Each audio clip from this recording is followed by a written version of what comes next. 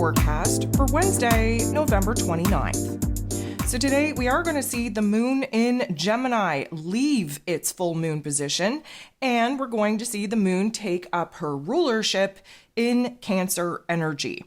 So of course, anytime we're shifting out of the Gemini energy into the Cancer energy, we're moving from the headspace where there's been rapid thoughts, where there's been quite a little bit of a kerfuffle, choosing, deciding, trying to find the puzzle pieces, the clarity to snap together to give us a bigger, broader picture on where it is that we should be pouring our time, our energy, our attention. The Cancer energy is a water sign. So now we take it down into the heart space. We become very protective, semi-defensive. We're very introverted. We want to stick to what is tried, tested, and true. Many of us taking up a lot of time and energy in the home, really nesting, really creating a space of happiness, of healthiness, of healing. And so, yes, intuition is high, but emotions are also high as well. And we're really just trying to move inward and find this comfortable place in our emotional realm that safety and security and stability is really going to come through, make us feel like we're a little bit more grounded than we actually are, remind us what it is that we are doing, really put us in check to really focus on the small things, what brings us happiness, what brings us joy, what brings us comfort. So we have 9 different aspects here today. 7 of them are going to involve the moon. Right out of the gate, we have the moon shifting into this Cancer energy. We'll be locking in at 1:54 a.m. Eastern Standard Time. The very first thing that we have going on with the moon in Cancer is that the moon is going to go ahead and trine, beautiful interaction, with Saturn. Saturn is the lord of karma. He rules over roles and responsibilities, willpower, discipline, structures, foundations, and of course is in Pisces energy, a sister water sign to Cancer. So a trine happens when we are of like elements. The moon in Cancer, we have Saturn in Pisces. This is water on water action. Water energy, first of all, cleanses us, kind of helps us to defrag from those heavier thoughts, those heavier emotions that, of course, got illuminated under that full moon in Gemini. Then after the cleansing period, this is a little bit of a refresher, a reminder, a renewal, if you will, and considering the fact that water is the only element that can take on all different forms, this is us rapidly pushing ourselves through this emotional process of growth, of healing, of transformation.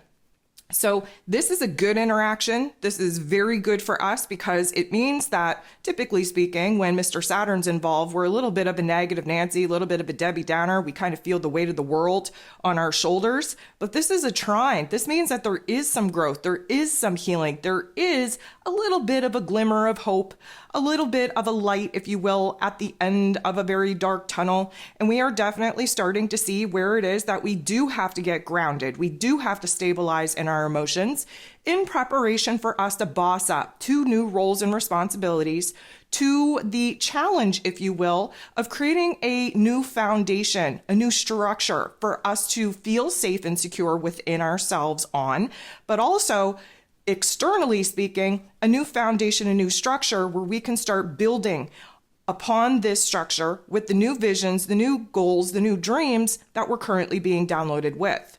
The moon is going to interact with Mars, though, in not the nicest way. Mars, again, the god of war, ruling over our physical energy, our drive, our passion, our desire.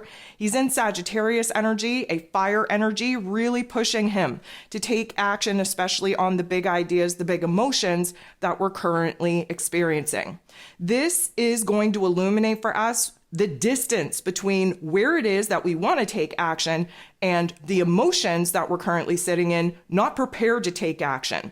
So this is going to illuminate for us where it is that we're feeling impatient, where we're feeling a little bit of restlessness, where we could even be feeling a little bit of frustration, maybe borderline anger, because we don't have the clarity that we want. We don't have the path, the plan, the vision that we were hoping to have at this point. And realistically speaking, we're just not emotionally at the point where Mars wants us to be in order to take action, make moves, and initiate something new. The moon is then going to semi-square, creating a little bit of a tension and a conflict point with Uranus. Uranus is the great awakener. He kind of shocks us. He opens up our eyes to new methods, new ways of doing things, a new path moving forward. This semi-square is illuminating for us where it is that we're kind of trapped in our old perspective, in our old narratives. And again, that full moon in Gemini that we just had should have illuminated to us where it is that we could stick on the same old path, doing the same old thing, getting the same old type of result, or where it is that we have to challenge ourselves to kind of bust ourselves out of that comfort zone, adopt a new narrative, adopt a new perspective, really challenge our emotions, our way of thinking, and of course, position ourselves to take action, to kind of close the door on the old methods and open up the door to new methods. Venus, the goddess of love, beauty, worth, pleasure, and money, she's in her rulership in Libran energy. She's very much trying to create peace and harmony and balance, not only within herself, between her heart and her head, but of course in relationship dynamics as well. Venus is going to be sitting directly across from the North Node in Aries energy. The North Node is our soul path. It's the path that we need to get on to reach our soul's mission, our soul's purpose, our soul's potential. This particular conflict, this confrontation, is very much putting us at a standstill of another choice point. Venus knows damn well that she's currently engaging in relationship dynamics that are not supporting her growth, not encouraging her to move on, not really giving her an opportunity to do right by herself and follow her own dreams. And so the back and forth conflict that we're currently experiencing is we have a vision of the future, but we don't necessarily know how to get there, especially with some of the relationship conflicts that are popping off. We really don't know how it is that we're going to either reconcile, cut this relationship dynamic off, create a different energy exchange in it, in order to fit the mold, so to speak, on what it is that we're conjuring up in our mind space. So here, it's kind of like we've met a roadblock. We don't know how to move forward. We don't know which direction to go because, typically speaking, the dominant energy is trying to keep us in the same old holding patterns. Now, the sun, very much in Sagittarius energy, is going to make an interaction with Jupiter, who happens to rule over the Sagittarius energy. Jupiter is about growth and expansion, beliefs, abundance, and blessings. He's currently retrograde in Taurus energy. This is going to illuminate the choice point, the decision point, where we're feeling pushed and pulled and torn between two very different ideas, different motivations, different dreams, visions, choices. Again, illuminating choice points. This back and forth, this seesawing, if you will, is helping us to sort out the pros and cons of the different possibilities and alternatives that we're currently contemplating on. Now, it is a challenge because our headspace is kind of all over the place from that full moon in Gemini. We're trying to stabilize with this emotional realm in Cancer, but the Cancer energy is very connected to the past. We have a hard time breaking away from what it is that we have been doing in order to try something new. And so the alternatives, the choices, the possibilities, one is very rooted in the same old, and one is very rooted in abandoning the same old to try something new. And this is where we have our conflict.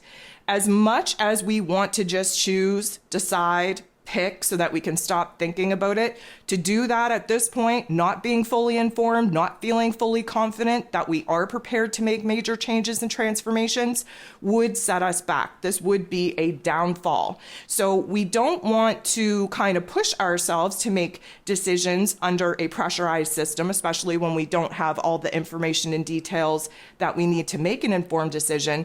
But we also don't want to totally discard thinking about the possibilities, because that just means that we would be choosing or settling to stick in the same old. This is really recognizing where it is that we do have to let go of old habits, of old situations, circumstances, relationships, parts of self, ways of thinking, ways of feeling, ways of doing, in order to adopt something new. The moon is then going to interact with that North Node in Aries. This means that we are gaining a little bit of a perspective, a little bit of, let's call it a direction, an indication forward. Albeit maybe a small one, maybe just a baby step, but it is growth, it is progress nonetheless.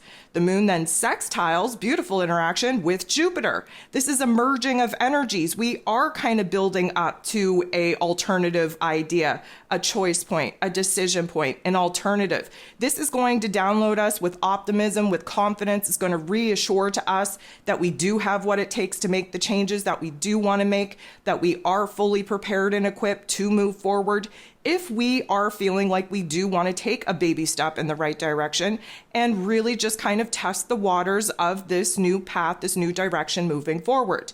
The moon then interacts with the sun in not the nicest way. This is definitely going to illuminate the difference, the distance, the totally extreme thoughts and feelings that we're currently trying to kind of find a middle ground upon. Again, the moon in Cancer, very connected to the past, very much wants to continue doing the same old, same old. The sun in Sagittarius energy wants to explore, wants to experiment, wants to discover different topics and themes, different areas of interest, different ways of living, different ways of just getting through our day. So obviously we had this emotional stance wanting to keep us in this state of paralysis, this present moment, continuing to do what it is that we've already done. And the sun really pushing for us to break away from all of those things, to try something different, to spice up life, to really just challenge ourselves on a new path, in a new choice point, in a new direction. The moon then goes ahead, interacts with Mars again, this time in a favorable interaction. This is going to boost our spirits. This is going to motivate us. This is going to inspire us. This is really kind of flipping the script, changing our mood, changing our attitude, really building towards a curiosity, a different determination, if you will. Mars in the Sag energy is all fired up and ready to go. So the restlessness, the agitation, the frustration that we were feeling earlier on in the day, that's now behind us in a certain sense. We're building towards new prospects. We're building towards actually making a decision, actually choosing a path, a possibility, a direction to actually move forward. So it is a very interesting dynamic. We start off a little bit in a funk. We find that balance point midday, and then we're really challenging ourselves to be in a better mind frame, a better mood, a better perspective, a better situation where we are conjuring up hopes, wishes, and dreams for our future selves.